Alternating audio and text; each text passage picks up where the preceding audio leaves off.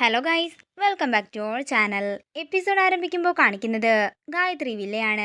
നിന്റെ വിശാൽ ബ്രോ എന്താണെങ്കിലും എൻ്റെ കഴുത്തിൽ താലി കെട്ടുമെന്ന് ജാസ്മിൻ പറയുമ്പോൾ ഗാർഗി പറയുകയാണ്, അതൊക്കെ വെറും നിന്റെ വ്യാമോഹം മാത്രമാ ജാസ്മിൻ. ഇന്ന് ഗായത്രി അമ്മയുടെ വരുമല്ലോ, മിക്കവാറും ഇന്ന് തന്നെ പെട്ടിയും കിടക്കയുമൊക്കെ എടുത്ത് നീ ഇവിടുന്ന് ഇറങ്ങേണ്ടി വരുമെന്ന് ഗാർഗി പറയുമ്പോൾ ഒരു ഞെട്ടലോടെ നിൽക്കുകയാണ് ജാസ്മിൻ.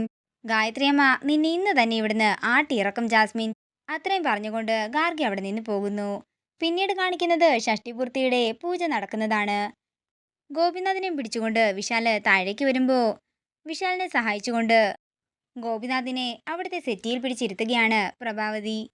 തുടർന്ന് സ്വാമി പറയുകയാണ്, ഭാര്യ അദ്ദേഹത്തിന്റെ അടുത്തേക്ക് ഇരുന്നാട്ടെ. ഇത് കേൾക്കുന്ന പ്രഭാവതി ഗോപിനാഥിന്റെ അടുത്തേക്ക് ഇരിക്കാനൊരുങ്ങുമ്പോൾ ഗോപിനാഥ് പറയുകയാണ്, വേണ്ട വേണ്ട, ഇത് ഗായത്രി ദേവിക്ക് ഇരിക്കാനുള്ള സ്ഥലമാണ്. പ്രഭാവതി ഇവിടെ ഇരിക്കണ്ട. പാർവതി ഉറപ്പ് പറഞ്ഞിട്ടുള്ളതല്ലേ, എന്താണെങ്കിലും അമ്മ വരാതിരിക്കില്ലെന്ന് ഗാർഗിയും പറയുമ്പോൾ പ്രതാപൻ പറയുകയാണ്, അവള് അന്നും ഇതുതന്നെയല്ലേ പറഞ്ഞത്. എന്നിട്ട് ഗായത്രി ദേവി വന്നൊന്നുമില്ലല്ലോ. ഇന്നും അത് തന്നെയാ സംഭവിക്കാൻ പോകുന്നത്. ദേ അങ്കിളെ, തർക്കമൊന്നും വേണ്ട. അമ്മ ഇന്ന് വരുമെന്നും അച്ഛൻ്റെ അടുത്തിരിക്കുമെന്നും അച്ഛൻ്റെ വിശ്വാസമാണ്. അതാരും തകർക്കാൻ നോക്കണ്ട. തുടർന്ന് സ്വാമിയോട് പൂജ ആരംഭിക്കാൻ വിശാല് പറയുമ്പോൾ പ്രഭാവതി മനസ്സിൽ പറയുകയാണ്, പൂജ എന്താണെങ്കിലും തുടങ്ങട്ടെ. ഇതിന്റെ പിന്നിലെ യഥാർത്ഥ ഉദ്ദേശം ഞങ്ങൾക്കല്ലേ അറിയൂ. പിന്നീട് കാണിക്കുന്നത് ടെൻഷനോടെ നിൽക്കുന്ന പാറുവിനെയാണ്. എന്താ പാറു, നീ താഴേക്ക് പോകാത്തത് എന്ന് ചോദിച്ചുകൊണ്ട് മണിക്കുട്ടൻ വരുമ്പോൾ പാറു പറയുകയാണ്, മണി, ഈ പൂജ എന്താണെങ്കിലും പൂർത്തിയാകില്ല. ആ പൂജ നടത്തുന്ന സ്വാമിക്ക് ഒരപകടം വരുന്നു. എന്നിട്ട് നീ അവരോട് ഇത് പറഞ്ഞില്ലേ എന്ന് മണി ചോദിക്കുമ്പോൾ പാറു പറയുകയാണ്, ഞാൻ അവരോട് പറഞ്ഞതാ, പക്ഷേ അവരത് കേൾക്കുന്നില്ല. എന്താണെങ്കിലും പൂജ അവസാനിപ്പിക്കാതെ ആ സ്വാമി ഇവിടെ നിന്ന് പോകില്ല. എന്റെ ഉദയനുരമേ, നീ തന്നെ സ്വാമിജിയെ മരണത്തിൽ നിന്നും രക്ഷിക്കണേ എന്ന് പാറു പ്രാർത്ഥിക്കുന്നു. പിന്നീട് കാണിക്കുന്നത് പൂജ നടക്കുന്നതാണ്. പ്രഭാവതി മനസ്സിൽ പറയുകയാണ്, ഈ പൂജ തീരുന്നതിന് മുമ്പ് എന്താണെങ്കിലും ഞാൻ ഗോപിനാഥിന്റെ അടുത്ത് ഇരുന്നിരിക്കും. ആ കസേര ഒരു പ്രതീകമാണ്. ഈ വീടിന്റെ സകല സ്വത്തുക്കളുടെയും സമ്പാദ്യത്തിന്റെയും അവകാശിയിരിക്കുന്ന സ്ഥലം അതെന്താണെങ്കിലും ഞാൻ സ്വന്തമാക്കിയിരിക്കും. അതേസമയം ശേഖരൻ അങ്ങോട്ടേക്ക് വരികയാണ്. പ്രഭാവതിയെ നോക്കിക്കൊണ്ട് ശേഖരൻ പറയുകയാണ്, എന്താണെങ്കിലും നിന്റെ മനസ്സിലിരിപ്പൊന്നും നടക്കാനേ പോകുന്നില്ല പ്രഭാവതി. അതിനു മുമ്പ് നിന്റെ അവസാനം ഞാൻ കണ്ടിരിക്കും. പിന്നീട് കാണിക്കുന്നത് പ്രതാപനെ അന്വേഷിച്ച് വെടിക്കെട്ട് നടത്തുന്ന ആള് വരുന്നതാണ്. ഇവിടെ ഇപ്പോ അളിയന്റെ ഷഷ്ടിപൂർത്തിയുടെ പൂജ നടക്കുകയാണ്. പൂജ കഴിയുമ്പോൾ ഞാൻ പറയാം, അന്നേരം താൻ തുടങ്ങിയാൽ മതി. താൻ ഒരു കാര്യം ചെയ്, തൽക്കാലം ഇവിടെ വെയിറ്റ് ചെയ്. ഞാൻ പറയുമ്പോൾ താൻ തുടങ്ങിയാൽ മതിയെന്നും പറഞ്ഞുകൊണ്ട് പ്രതാപൻ അകത്തേക്ക് പോകുന്നു. അങ്ങനെ പ്രതാപൻ പോയതിനു ശേഷം ശേഖരൻ അയാളുടെ അടുത്തേക്ക് ചെല്ലുകയാണ്. താൻ എനിക്ക് ഒരു ഉപകാരം ചെയ്യണം. തനിക്ക് എത്ര പൈസ വേണമെങ്കിലും ഞാൻ തരാം. എന്താ സാർ കാര്യമെന്ന് ചോദിക്കുമ്പോൾ തനിക്ക് ബോംബ് ഉണ്ടാക്കാൻ അറിയുമോ എന്ന് ശേഖരൻ അയാളോട് ചോദിക്കുന്നു. അങ്ങനെ ബോംബ് ഉണ്ടാക്കുന്ന വിധം അയാള് ശേഖരന് പറഞ്ഞു കൊടുക്കുകയാണ്. അങ്ങനെ അയാൾ പറഞ്ഞു കൊടുത്തത് പ്രകാരം നിലവിളക്കിന്റെ അകത്ത് ടൈം ബോംബ് വെക്കുകയാണ് ശേഖരൻ. പിന്നീട് കാണിക്കുന്നത് സ്വാമിജി ഷഷ്ടിപൂർത്തി ചടങ്ങിന്റെ മഹാത്മ്യത്തെക്കുറിച്ച് പറയുന്നതാണ്. ഇയാൾ ഇനി എപ്പോഴാ ഞങ്ങൾ പറഞ്ഞ കാര്യം ചെയ്യാൻ പോകുന്നതെന്ന് പ്രഭാവതി മനസ്സിൽ പറയുന്നു. തുടർന്ന് പ്രതാപനോട് സ്വാമിജിയുടെ അടുത്ത് ചെന്ന് ചോദിക്കാൻ പറയുകയാണ് പ്രഭാവതി. പിന്നീട് കാണിക്കുന്നത് മുറിയിൽ ടെൻഷൻ അടിച്ചുകൊണ്ടിരിക്കുന്ന പാറുവിനെയാണ്.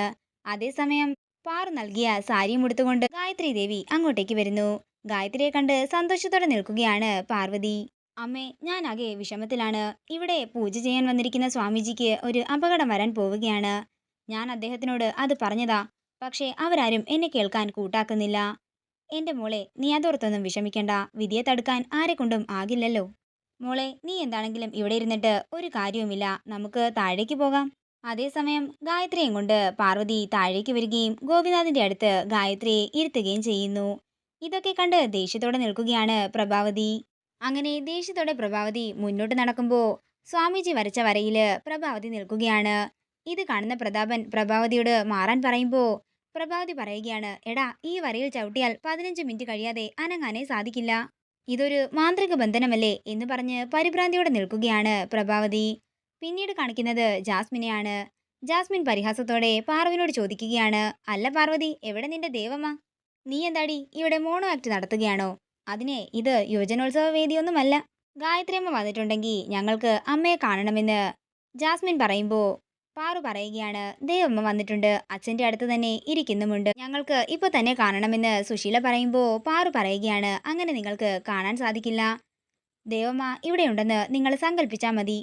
ഇത് കേൾക്കുന്ന ജാസ്മിൻ പറയുകയാണ്, ഇവള് പേരും കള്ളിയാണ്. തുടർന്ന് ദേഷ്യത്തോടെ വിശാൽ പറയുകയാണ്, ജാസ്മിൻ, നീ ഒന്ന് നിർത്തുന്നുണ്ടോ? അമ്മ ഇവിടെ വന്നിട്ടുണ്ട്, അച്ഛൻ്റെ അടുത്ത് ഇരിക്കുന്നുമുണ്ട്. എനിക്കത് വിശ്വാസമാണ്. തിരുമേനി പൂജ തുടങ്ങിക്കൊള്ളാൻ വിശാൽ പറയുമ്പോഴാണ് പ്രഭാവതി ആ വരയിൽ നിൽക്കുന്നത് സ്വാമി കാണുന്നത്. പ്രഭാവതി ഇത് എന്ത് മണ്ടത്തരമാ കാണിച്ചത്? പാർവതി നിൽക്കേണ്ട സ്ഥലത്ത് പ്രഭാവതി നിന്നിരിക്കുന്നു. അതിന്റെ അർത്ഥം ഇവർ പറഞ്ഞ ഇവരുടെ സംശയങ്ങളെല്ലാം ശരിയാണെന്നാണ്. അങ്ങനെ ഗോപിനാഥിനെ കൊണ്ട് തിരുമേനി കർമ്മങ്ങൾ ചെയ്യിക്കുകയാണ്. ഇത് കണ്ട് സന്തോഷത്തോടെ ഗായത്രിയും ദേഷ്യത്തോടെ പ്രഭാവതിയും നിൽക്കുന്നു. ഇതോടുകൂടി ഇന്നത്തെ എപ്പിസോഡ് ഇവിടെ തീരുകയാണ്. വീഡിയോ ഇഷ്ടമായെങ്കിൽ മറക്കാതെ ലൈക്ക് ചെയ്യുക, ഷെയർ ചെയ്യുക, കമന്റ് ചെയ്യുക. കൂടുതൽ സീരിയൽ അപ്ഡേറ്റ്സിനായി മറക്കാതെ സബ്സ്ക്രൈബ് ചെയ്യുക നയൻസ് ക്രിയേഷൻസ്.